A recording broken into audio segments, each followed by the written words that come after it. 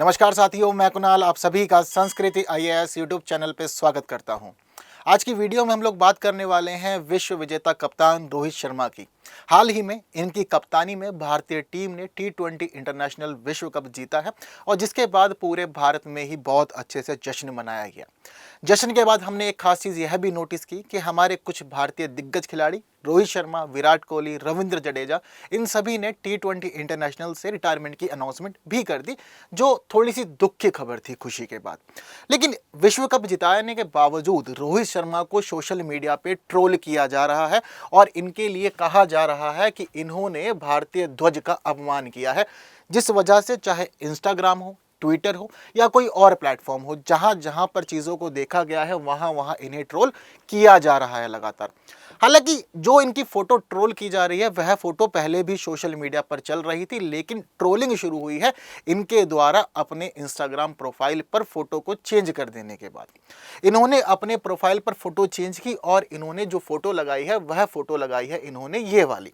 अब जैसे ही जितने भी लोग इन्हें फॉलो करते हैं, इनसे जुड़े हुए हैं, तो उन सभी लोगों ने जब यह फोटो को देखा तब जाके उन्हें क्लिक हुआ कि यह फोटो तो गड़बड़ है। हालांकि यह फोटो पहले ही सोशल मीडिया पे वायरल थी, सब जगह पर दिख रही थी, लोग देख रहे थे, जान रहे थे। इवन फोटो छोड़िए, जिस समय विश्व कप जीता गया था हमारी टीम के द्वारा, उसके बाद जो सेलिब्रेशन हो रहा था, तो सभी लोगों ने यह जो इंसिडेंट है, यह पूरी की पूरी एक्टिविटी लाइव भी देखी थी। लेकिन उसके बाद भी ट्रोलिंग बहुत अधिक नहीं देखी गई थी, चीज़ें बहुत अधिक नहीं गरमाई, ना ही चीज़ों को देखा गया। सब लोग जश्न के माहौल में खो गए थे। इनके प्रोफाइल पिक्चर चेंज करने के बाद सभी चीज़ें हुई। जश्न काफ़ी अच्छा था। जब टीम ने हमारे विश्व कप जीता तो बहुत अच्छे से जश्न मनाया गया, स्टेडियम में घूमे, काफ़ी दिनों तक सेलिब्रेशन चल रहा था। अभी भी हम लोग अपना ये जो T20 वर्ल्ड कप जीता है, इस पूरे के पूरे एंजॉयमेंट से बाहर पूरी तरह से नहीं आ पाए हैं। काफ़ी अच्छी चीज़ है। अब यहाँ जो विवाद फंसा है वह विवाद यह फंस गया है कि जिस समय रोहित शर्मा ग्राउंड पर सेलिब्रेशन कर रहे थे, तो ग्राउंड पर सेलिब्रेशन करते हुए उन्होंने एक चीज़ दिखाई। जर्नली होता है यह, जैसे कि हमारे सैनिकों के लिए भी होता है, जब कभी भी हमारे सैनिक किसी क्षेत्र पर जीत दर्ज करते हैं तो ऐसा माना जाता है, कहा भी जाता है कि हमने अपना तिरंगा गाड़ दिया। तो न्यूज़ भी हाईलाइट ऐसी बनती है ना कि वहाँ लिख देते हैं कि भारतीय सेना ने सियाचिन में गाड़ा तिरंगा, फिर एक बार हुई हमारी जीत। या कहीं और युद्ध चल रहा हो तो उस क्षेत्र के लिए हम कर देते हैं कि गाड़ दिया गया तिरंगा हमारी सेना के द्वारा। जिस समय हमारा चंद्रयान भी लैंड किया था मून के ऊपर, तब भी ये बात आई थी कि इसरो के द्वारा चांद पर पहुंचाया गया तिरंगा, या चांद की जमीन पर हमारे इसरो के द्वारा तिरंगे झंडे को अब गाड़ दिया गया है, वहाँ हमारे निशान बन गए हैं।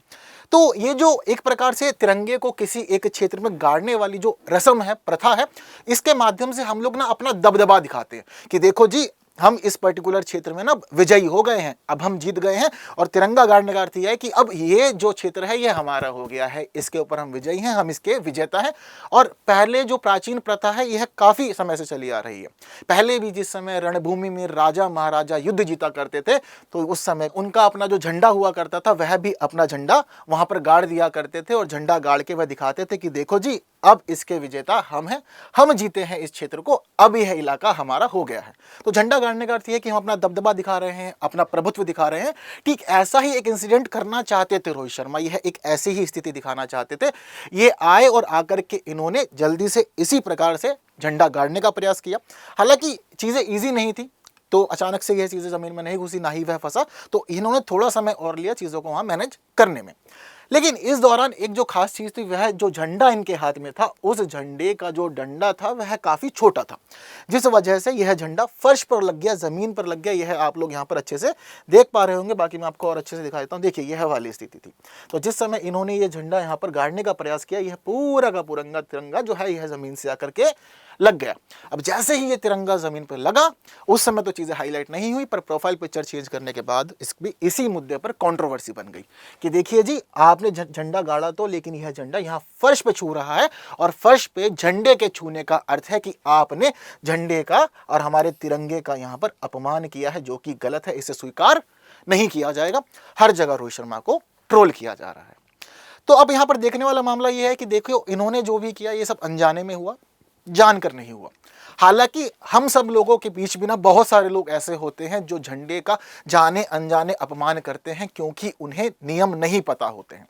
बहुत सारे लोग कह रहे हैं कि आपने तिरंगे का अपमान किया है। क्या हमारे देश में ऐसा कोई नियम है कि अगर तिरंगा कभी भी फर्श पर लग गया, जमीन पर लग गया जान करके, तो यह अपमान हो जाएगा। क्या ऐसा कोई नियम है? तो जी हाँ, बिल्कुल ऐसा एक नियम है। हमारे देश के अंदर यह नियम लिखा हुआ है राष्ट्रीय सम्मान अपमान निवारण अधिनियम 1971 के अंदर।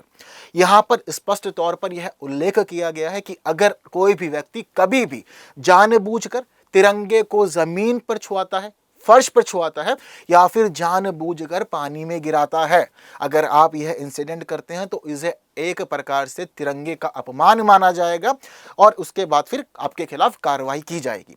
अनजाने में हो गया तो एक प्रकार से चीजों को स्वीकार किया जा सकता है, और यह वही एक स्थिति थी कि ये एंजॉय कर रहे थे, प्रभुत्व दिखा रहे थे, तो अनजाने वाली स्थिति जानकर इन्होंने नहीं किया। पर जानकर जब कभी चीजें की जाती हैं तो उसके लिए यहाँ पर सजा का प्रावधान है, कार्रवाई होगी, क्योंकि तिरंगा देखो सर्वोच्च है हमारे देश में, हमारा प्रतीक है, देश का प्रतीक है, राष्ट्रीय ध्वज है हमारा, तो ज़रूरी है कि यह हमारे लिए हमेशा ही सम्माननीय रहे। इसके लिए इस प्रकार की कोई भी गतिविधि सामने ना आए, यह हमेशा बेहतर होगा। इसके साथ ही तिरंगे से जुड़े हुए कुछ खास नियम और भी हैं जो आप लोगों को पता होने ज़रूरी हैं। भाई राष्ट्रीय झंडा है हमारा ना, तो ज़रूरी है कि इससे जुड़े हुए कुछ नियम बनाए जाएं, ताकि कभी भी कोई भी व्यक्ति सरकार के प्रति विरोध दिखाते हुए या उसके मन में कोई भावना है, कोई मांग है, वह दिखाते हुए वह तिरंगे का अपमान ना करें। हमारे देश में हम ये चीज़ स्वीकार कर लेते हैं कि ठीक है, आप प्रधानमंत्री को क्रिटिसाइज कर लो, राष्ट्रपति को क्रिटिसाइज कर लो, सुप्रीम कोर्ट के जो चीफ जस्टिस होते हैं उनको भी क्रिटिसाइज किया जाता है, मानते हैं कि ठीक है आप व्यक्ति विशेष को उसके कार्यों के लिए क्रिटिसाइज कर सकते हैं। लेकिन जो हमारे राष्ट्रीय प्रतीक हैं, चाहे हमारा संविधान हो जिसके माध्यम से देश चल रहा हो, या हमारा अशोक चिन्ह या सिंह शीर्ष हो, या हमारा राष्ट्रीय ध्वज हो, ये सभी कभी भी अपमानित नहीं किए जाने चाहिए। यह हर व्यक्ति को समझना होगा। बीते दिनों एक खास इंसिडेंट हम लोगों ने 15 अगस्त पे भी देखा। 15 अगस्त हमारा स्वतंत्रता दिवस, केंद्र सरकार ने सबको अनुमति दी कि आप लोग अपने घर पे ध्वज जरूर फहराएं। घर घर दिखना चाहिए कि हाँ पूरा देश इस समय तिरंगे झंडे से पूरी तरह से चमक रहा है, हर घर पे हमें तिरंगा दिख रहा है। हर घर तिरंगा अभियान उस समय चलाया गया था। लेकिन जिस समय हर घर तिरंगा अभियान चलाया गया था उस समय भी यह बताया गया था कि तिरंगा जरूर फहराइए, लेकिन नियमों का ध्यान रखिए। तो कुछ ऐसे ही नियम मैं आपके साथ अभी साझा करना चाहूंगा। हो सकता है कि बहुत सारे लोगों ने अभी भी घर पे तिरंगा लगा रखा हो, तो जरूरी है कि आपको यह नियम पता हो। तो उस समय यह नियम हाईलाइट कर दिए गए थे कि देखिए जी, हर एक व्यक्ति अपने घर पे तिरंगा लगाएगा, लेकिन तिरंगे का उपयोग करते समय आपको इसके सम्मान का विशेष ध्यान रखना है। विशेष ध्यान किस प्रकार से रखना है? यदि आपने तिरंगा लगाया है तो तिरंगा लगाते समय यह बात ध्यान रखना है कि आपको इसके पास में कोई भी धार्मिक या कोई भी राजनीतिक झंडा नहीं दिखे। अगर कभी भी आपकी छत पे कोई झंडा लगा हुआ है पहले से ही, तो ज़रूरी है कि वह झंडा तो हटा दिया जाए या फिर तिरंगे से नीचे ही होना चाहिए। कोई भी राजनीतिक झंडा या कोई भी धार्मिक झंडा, कभी भी हमारा राष्ट्रीय ध्वज तिरंगे से ऊपर नहीं हो सकता, यह कभी भी स्वीकृत नहीं किया जाएगा। तो जब जब आप झंडा लगाएंगे सबसे ऊपर तिरंगा ही होना चाहिए, इससे ऊपर कोई भी ध्वज नहीं होना चाहिए, चाहे वह राजनीतिक किसी पॉलिटिकल पार्टी का हो या फिर वह धार्मिक हो, सबसे ऊपर हमारा राष्ट्रीय ध्वज ही रहेगा। इसके साथ ही यह भी निर्धारित किया गया कि जब आप ध्वज लगा रहे हैं अपनी छत पे, तो उसके बाद आपको ध्वज का ध्यान भी रखना है। कई बार हवाएं चलती हैं, बारिश होती है, तो इन सभी चीज़ों की वजह से कई बार ध्वज फट जाता है या फिर मैला हो जाता है। तो हमारे देश के अंदर भारतीय ध्वज संहिता 2002 यह भी कहती है कि इस स्थिति में भी आपको ध्वज के प्रति सम्मान रखना है। अगर दिखता है आपको कि हमारा राष्ट्रीय ध्वज कहीं से फट गया है या फिर मैला हो गया है, तो इस स्थिति में नियम कहता है कि कभी भी कहीं भी मैला हो चुका और फट चुका ध्वज नहीं फहराया जाएगा। इस स्थिति में जरूरी है कि आप उस ध्वज को उतार कर अपने पास तय करके रख लीजिए ध्यान से। हालांकि बहुत सारे लोगों के मन में यह भी बात आती है कि ध्वज गंदा हो गया या फट गया तो उसको संभाल के क्यों रखना है। तो देखिए, संभाल के नहीं रखना, तो इसके लिए भी एक विधि है, नियम निर्धारित किया गया है, और जरूरी है कि आप उस प्रक्रिया का पालन करें। अगर कभी भी ऐसी चीज़ें होती हैं, जैसे हम लोग के जीवन में भी है, कपड़े खराब हो जाते हैं तो हम घर में नहीं रखते, उपयोग में नहीं रहते ना, खराब कर देते हैं। बहुत सारे लोग हैं, ट्रेंड है कि कपड़ों का ही पोछा बना दिया जाता है, ये भी स्वाभाविक है। लेकिन ध्वज के मामले में आपको सम्मान अंत तक ध्यान रखना है कि इसका सम्मान सदैव बना रहना चाहिए। तो अगर कभी भी ध्वज खराब हो जाता है, फट जाता है या मैला हो जाता है, तो इसके अंत की प्रक्रिया भी बताई गई है। अगर कभी भी ध्वज का अंत करना हो तो इस स्थिति में आप एकांत में जा सकते हैं, जहां आप अकेले हो, कोई आता जाता नहीं हो। आपको अकेले में या तो ध्वज को एक लकड़ी के ऊपर रख देना है, सम्मान से रखते हुए, फिर उसके बाद लकड़ी में आग लगा देनी है। तो यह एक शरीर जिस प्रकार से अंत होता है, ठीक उसी प्रकार से है यह हमारे लिए जीवंत ही है, सम्माननीय है। तो इसी प्रकार आप इसका फोल्ड करके तय करके ही आपको सम्मान से इसको अग्नि को समर्पित करना है, और उसके बाद आपको वहाँ पर मौन भी धारण करना है, यह भी ज़रूरी है। तो शांति से काम होना चाहिए, ऐसा नहीं होना चाहिए कि आप अपमान कर रहे हैं। तो इस प्रकार से अग्नि के माध्यम से भी ध्वज को समाप्त किया जा सकता है, इसका अंत किया जा सकता है। वहीं दूसरी प्रक्रिया यह है कि आप कहीं किसी एक क्षेत्र में जाकर के, जो साफ क्षेत्र हो, साफ क्षेत्र में आप जमीन के अंदर एक गड्ढा खोद सकते हैं और गड्ढा खोदकर तय लगाकर प्रॉपर ध्वज को, अगर हमारी जो भूमि है उसको समर्पित कर सकते हैं, भारत माँ को समर्पित कर सकते हैं और ऊपर से फिर मिट्टी डाल के ढक सकते हैं। वहाँ भी 2 मिनट का मौन धारण करना जरूरी है ध्वज के सम्मान में। तो यह कुछ अंत की प्रक्रिया है। वहीं जब तक ध्वज जीवित है, फैर रहा है, हवा में है, दिखा रहा है कि आज भी पूरे देश के अंदर भारतीय परचम लहरा रहा है, तो उस समय आप सभी चीज़ों का ध्यान रखेंगे, जैसे कि कोई और ध्वज इससे ऊपर ना जाए, आपके घर पे तिरंगा फहरे, सबसे ऊंचा फहरे, सभी चीज़ें अच्छी रहें। ठीक, तो बता दिया, यदि स्थिति गड़बड़ाती है, मैला हो जाता है या फट जाता है तो क्या करना है और फहराते समय किन चीज़ों का ध्यान रखना है, ये भी चीज़ें क्लियर हैं। बहुत सारे लोग हमारे देश में ऐसे हैं कि देखो, हमें सभी को अपने देश से लगाव है, ध्वज से भी लगाव है। हम लोग क्या करते हैं कि अपनी गाड़ियों पर भी ध्वज लगा लेते हैं।